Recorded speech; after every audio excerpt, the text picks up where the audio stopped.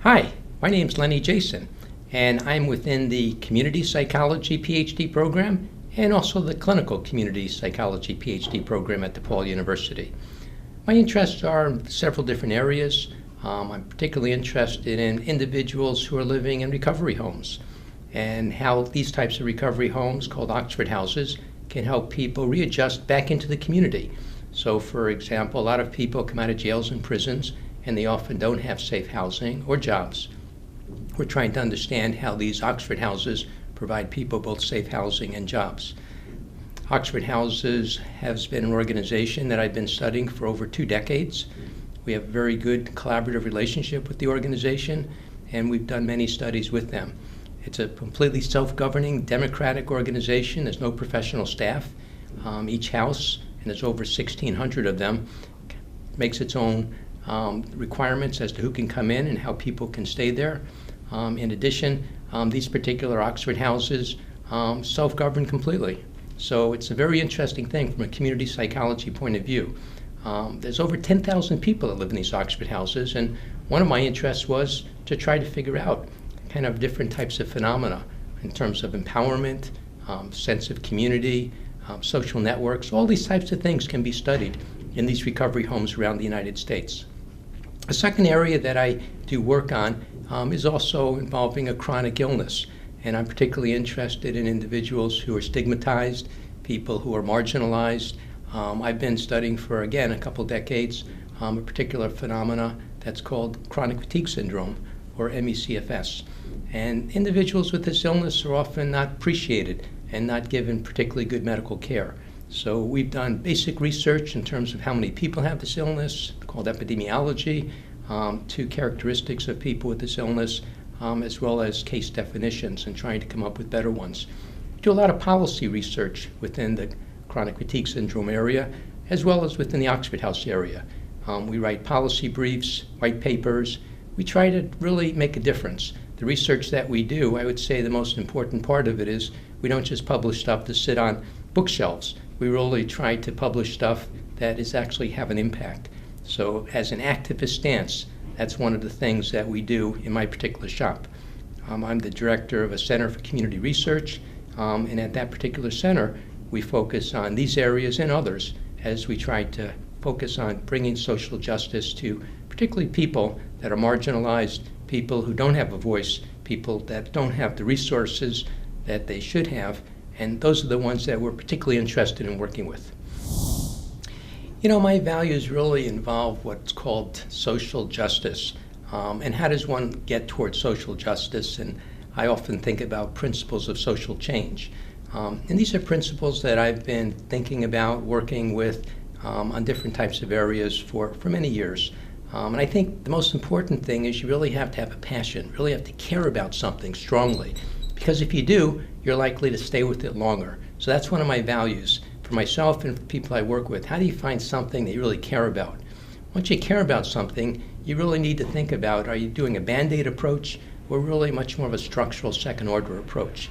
If you really want to make some type of structural environmental change, something change the rules, the roles, then you're going to actually focus on power abuses.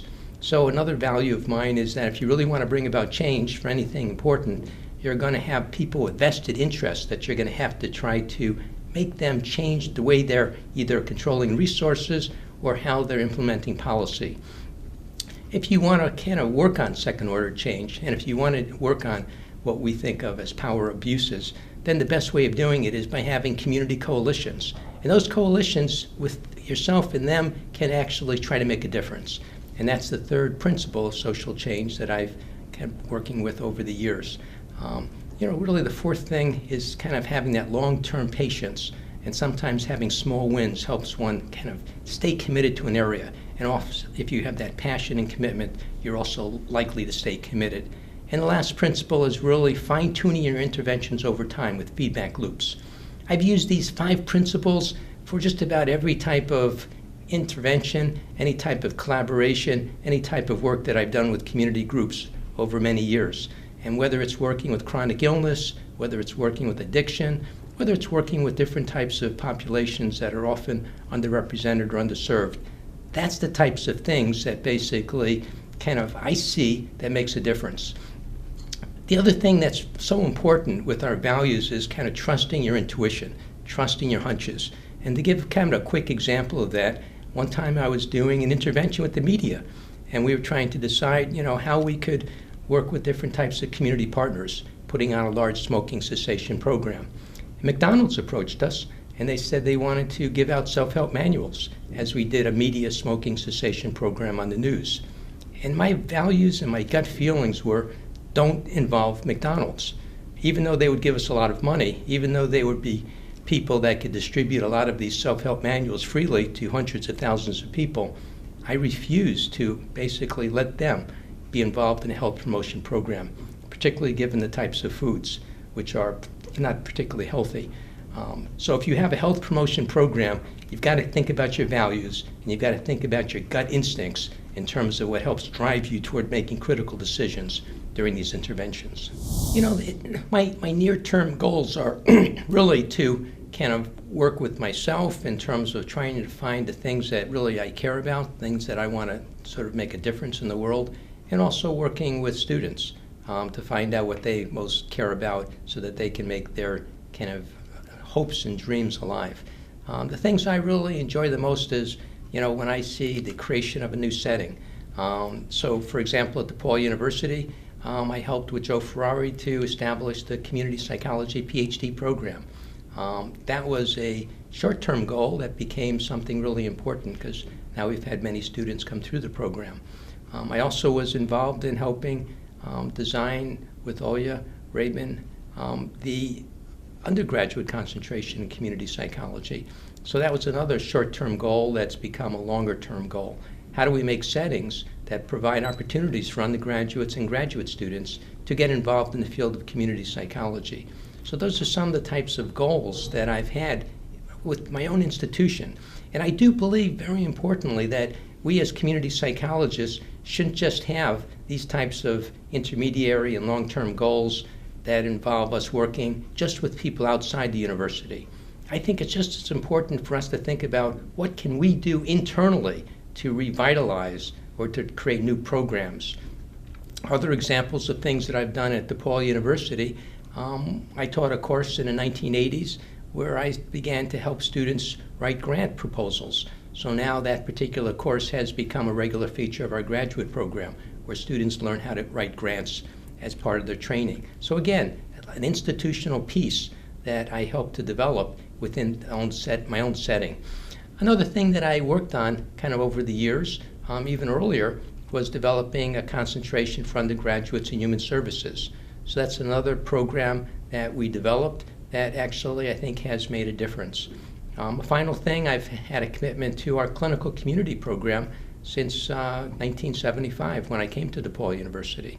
So for many years, I really have been thinking about kind of institutional ways of providing training for clinical community psychologists, for community psychologists at the graduate level, and also at the undergraduate level. So one of the things that I guess I'm sort of emphasizing is that we try to make change often with community organization and groups, but we can't miss the opportunity, even internally, to try to help enrich the settings that we live in, the settings that we work in, because ultimately that might be the greatest way that we're able to bring about change in the training of new students over time, as well as collaborators who participate with us in our activities. What I expect for TA or GAs that I supervise is really the starting point of, do they care about what they're doing?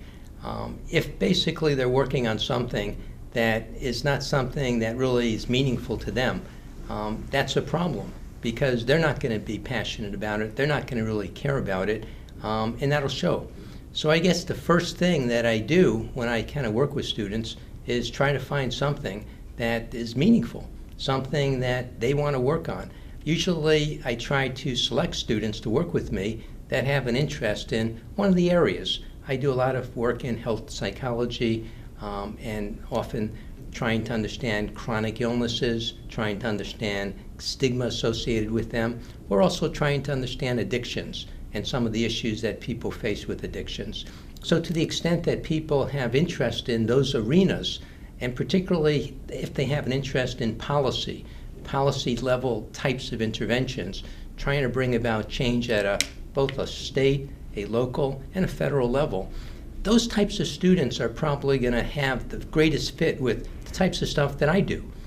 So there's a real important issue of fit between myself and the student. And when that fit is there, that's great, because there's much more likely that they're going to be working on something they really care about, and I'll also be seeing that they're really interested in what they're working on. So that fit is really important in all the types of work that I do when I supervise students who are either TAs or GAs. I have had some good experiences in mentoring and supervising GAs and TAs over the years. One of the things that I'm most proud about is when people who I've worked with get back to me, send me emails, or I have a chance to talk to at conferences or conventions. And I do stay in touch with quite a few people who I've worked with over many decades. So when someone basically publishes an article, basically writes a book, those things are important. Those are academic things. When a person becomes an assistant or associate or full professor, those are important achievements because they have a chance to influence others. But those are not the only things that make me feel very proud. I feel very good about the situations of students who are able to go into the communities and actually work with grassroots organizations. That's another type of experience that students come back and tell me, that they've had a chance to work with an organization to actually make some policy changes, sometimes in Washington, sometimes in other state capitals. So when students come back and they tell me that the types of things that they've learned at DePaul have allowed them to go and work in academic institutions or to work with community organizations and to make a difference, to make this world kind of a more just place with more equitable distribution of resources. Those are the types of things that get me excited. And I must say that probably a week doesn't go by without me hearing from somebody that I've worked with in the past who can tell me some of the things that they've done and actually make me really feel positive about the types of supervision that I've been able to have with students over many years. Examples of successful people that I've mentored really go from a person who gets their degree and is able to have a job that's either working with a community organization, working with a think tank, working with a political organization that possibly is impacting policy, working at an academic setting where they're having a chance to train new students as well as do their research. You know, I've been fortunate to have students in all those particular areas.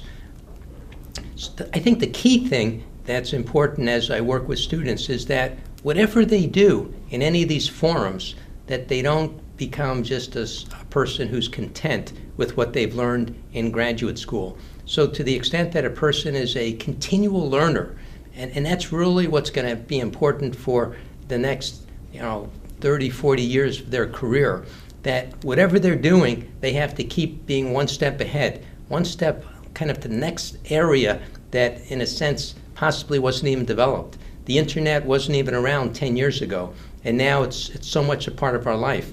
So 10 years from now, there'll be new types of media that people are going to have to become comfortable with, to try to communicate with others through new mechanisms, whether it's Twitter, whether it's YouTube, whether it's new types of ways of even disseminating information through courses online. To the extent that people are excited and really kind of say, gee, I want to keep learning, I want to keep changing, I want to keep sort of making a difference in different ways, that's what's most important. And to the students that are able to do that and capture that enthusiasm for learning and for change, that's the piece that's most exciting. When I see that, when I can cultivate that, both in myself and others, that's what's most meaningful to me. My expectations for a thesis and dissertation is that it's important, that the person really cares about it, that it has the potential of making a difference, both in the local area that they're in, which might be DePaul University, the Chicago community, or the larger context of our society. So